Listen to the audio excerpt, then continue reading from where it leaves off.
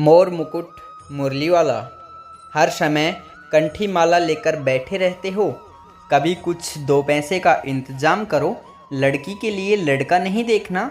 आज फिर निर्मला ने रोज की तरह सुबह से ही बड़बड़ाना शुरू कर दिया था। अरे भाग्यवान, ईश्वर पर विश्वास रखो, समय पर सब हो जाएगा। चौबे जी ने अपना गमछा संभालते हुए कहा, इन चरणों में जो भी आए उनका जन्म सफल हो जाए। हाँ हाँ, ईश्वर तो जैसे घर ही बैठे लड़का भेज देंगे।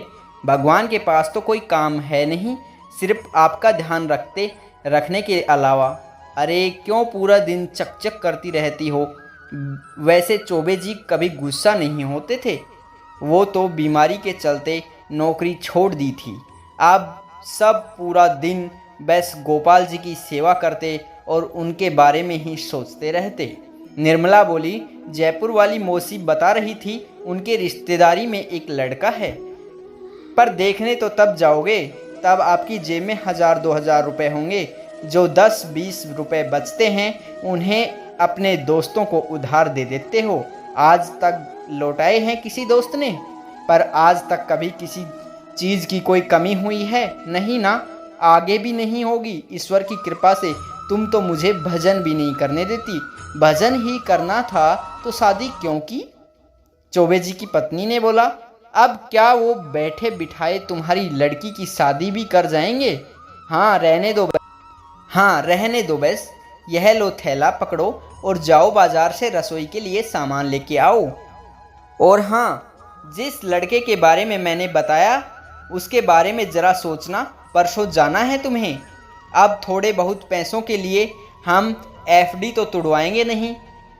यार दोस्तों से उधार दे रखे थे, उनसे जरा मिला लेकर चौबे जी निकल तो गए, लेकिन विचार यही है मन में, पैसों का इंतजाम कैसे होगा।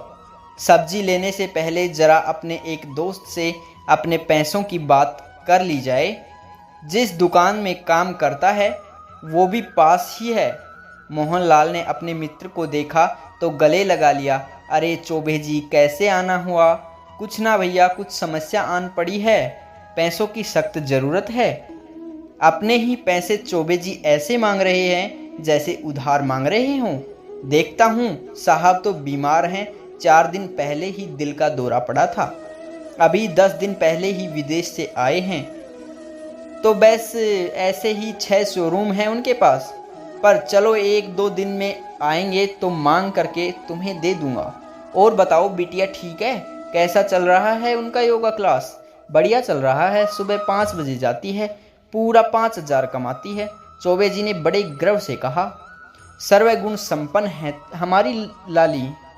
केबिन से बाहर निकले ही थे, एक जगह नज़र टिक गई। इतनी सुंदर प्रतिमा गोपाल जी की चौबे जी अपलक देख रहे थे, जैसे अभी बात करने लगेगी। तभी मोहनलाल ने ध्यान भंग करते हुए कहा, बड़े साहब ने ऑर्डर पर बनवाई है, बाहर से बनकर आई है, ऐसी 2 बनवाई हैं। रास्ते भर मूर्ति की छवि उनकी नज़र से ओझल नहीं हो रही थी। काश वो मूर्ति उनके पास होती, भूल नहीं पा रहे थे।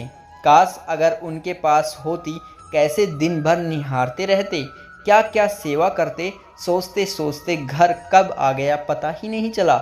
लेकिन घर के सामने इतनी भीड़ लगी थी, पता नहीं क्यों। यह गाड़ी किसकी है? गाड़ी तो काफ़ी महंगी लग रही है। अपने घर के दरवाजे में घुसने ही वाले थे कि थैला हाथ से छीनकर निर्मला ने मुस्कुराते हुए कहा, आपका स्वागत है।